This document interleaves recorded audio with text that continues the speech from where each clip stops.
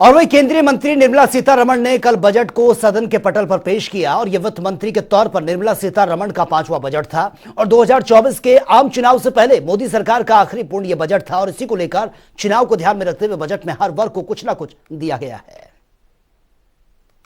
केंद्र सरकार द्वारा आज संसद में बजट पेश किया गया। निर्मला सीतारमण वित्त मंत्री द्वारा वो बजट पेश किया गया था और बजट पेश होने के बाद चारों तरफ एक खुशहाली की लहर दिखी। इस सारे मसले पर बात करने के लिए आज बजट पर क्या कुछ रहा और किस तरह का माहौल पार्लियामेंट में था, इन सब पर बात करने के लिए केंद्रीय राज्य मंत्री और सांसद निरंजना ज्योति दीदी हमारे साथ मौजूद हैं। बहुत बहुत स्वागत है आपका जनता टीवी पे। दीदी, आज सबसे पहले तो शुभकामनाएं बजट की आपको। आप भी दबा के टेबल थपथपा रहे थे आज। 2014 के बाद से माननीय प्रधानमंत्री जी ने जो एक संकल्प लिया था कि मेरी सरकार गांव, गरीब, किसान, मजदूर के लिए समर्पित है, उसी को फोकस करते हुए 14 से अभी तक लगातार हम लोग काम करते रहे, सरकार काम करती रही है। इस बार के बजट में माननीय निर्मला जी ने जो बजट पेश किया, उस बजट को एक दूरगामी परिणाम देख करके हम सोच सकते हैं, क्योंकि तात्कालिक और सरकारों को हमने देखा है कि चुनावी वर्ष में इस रेलवे लाइन को घोषणा कर दिया, यहाँ कर दिया, वो कर दिया, ये करते रहे। पहली बार मध्य वर्ग के लिए एक बहुत बड़ी छूट मिली है और दूसरा विषय यह है कि महिलाओं के लिए, महिलाएं आत्मनिर्भर हों, इस क्षेत्र में बजट फोकस था, जिसमें माननीय प्रधानमंत्री जी ने भी अभी अपने वक्तव्य में कहा कि जो हमारी स्वयं सहायता समूह की बहनें हैं, मैं देख रही हूँ कि आज 10 करोड़ के लगभग महिलाएं काम कर रही हैं और वो महिलाएं जो घर से कभी निकलना भी नहीं जानती थी, एक एक पैसे के लिए मोहताज रहती थी, ऐसी महिलाओं को सशक्त बनाने के लिए, और जो शहरी क्षेत्र में महिलाएं काम करती हैं, उद्यमी हैं या अपना स्वयं का उद्योग लगाना चाहती हैं, उनके लिए भी छूट दी गई है। गांव के आदमी को इलेक्ट्रॉनिक सामान इतना महंगा मिलता था नहीं, उसमें भी सस्ता किया, मोबाइल भी सस्ता किया, आपका कैमरा भी सस्ता किया, नहीं बहुत सारी ऐसी चीजें हैं जिनमें छूट दी है। और एक 7 लाख तक का एक इनकम टैक्स नहीं भरेगा, उसके अलावा जो भरते थे ज्यादा, उसमें भी कटौती की है। पहले 5 लाख था, अब 7 लाख हो गया। 7 लाख के अलावा जो 8 लाख 10 लाख तक का उसमें ज्यादा भरना पड़ता था, उसमें भी कटौती की है। एक सवाल हो, विपक्ष लगातार कह रहा है कि ये चुनावी बजट है और चुनावी माहौल बनाने के लिए जो 2024 की तैयारी में भाजपा ने ऐसा बजट पेश किया।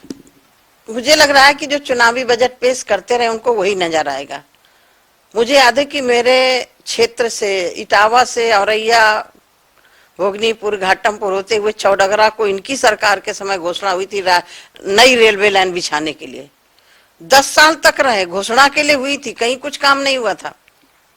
इनकी सरकार के रहते उरई से लेकर के सीधे महोबा को जोड़ने की घोषणा हुई थी, नहीं हुआ। हमारी सरकार ये कि जो पुराना ढांचागत रेलवे लाइन है पहले वो मजबूत हो। यदि हमें चुनावी वर्ष में घोषणा करना होता तो इस क्षेत्र को जोड़ने के लिए घोषणा कर देते। आप देख रहे हैं कि 2014 के बाद से कोई भी बजट आया है चुनावी नहीं है, हकीकत में जनता के हित में बजट आया है। आपके मंत्रालय को क्या कुछ फायदे मिले इस बजट? देखिए, मैं तो अभी बोली ना, समूह की बहनें मेरे मंत्रालय में ही है। उपभोक्ता में खाद्य जो वितरण हो रहा है, घर बनाने के लिए दिया गया है, बहुत सारा कुछ हर विभाग को बजट में बढ़ोतरी करके दी गई है। और ये बात सही है कि जब तक गांव मजबूत नहीं होते, तो आज आप कल्पना करिए, जो फूस की झोपड़ी में रहता वो 1.5 लाख का मकान उसको मिल गया, वो मकान अकेले नहीं मिला, उसके माध्यम से ईंट भट्ठे वाले को भी फायदा पहुंचा, उसके माध्यम से सीमेंट वाले को भी पहुंचा, उसके माध्यम से सरिया वाले को भी फायदा पहुंचा, उसके माध्यम से कंक्रीट वाले को भी फायदा पहुंचा। तो 1.5 लाख का जो मकान बना है, उसके आगे पीछे यदि हम सोचे तो कितने लोगों को उसमें काम मिला है। और 3.5 करोड़ के लगभग पक्के मकान अभी तक दिए जा चुके हैं। ये बहुत बड़ा एक टारगेट है, जिसको गरीब को एक पक्की छत मिलने के बाद, और वो छत अकेले नहीं है, शौचालय भी है, गैस चूल्हा भी है, रसोई भी है, आंगन भी है, सब कुछ है, लाइट भी है, तो वो उससे तो कम से कम वो छुटकारा पा चुका ना। तो मूलभूत सुविधाएं जो व्यक्ति को चाहिए, कौशल विकास मंत्रालय को अधिक बजट दे करके कि उसको हम बच्चों को ट्रेनिंग दें, आगे जा करके एमएसएमई सेक्टर में जा करके काम करें, उसमें भी बढ़ोतरी करी है। तो कोई ऐसा सेक्टर नहीं छूटा जहां सरकार ने बढ़ोतरी नहीं करी। और मूलभूत ढांचे, ये अमृतकाल का बजट है, और जिस समय अमृतकाल में हम जब 100 साल मना रहे होंगे तो भारत का नक्शा और होगा। एक आखिरी सवाल, 100 में से 100 नंबर देंगे या 110 देंगे अपनी सरकार को? देखिए, मैं तो 100 में 100 नंबर इसीलिए दे रही हूँ क्योंकि हम लोग जनता के बीच में काम कर रहे हैं। जनहित का बजट है, उद्योग से लेकर के किसान तक, और किसान से लेकर के मत्स्य पालन तक, और मत्स्य पालन से लेकर पशुपालन तक सबको लिया है। तो उसमें कोई सवाल ही नहीं उठता कि कै नंबर दिए जाए।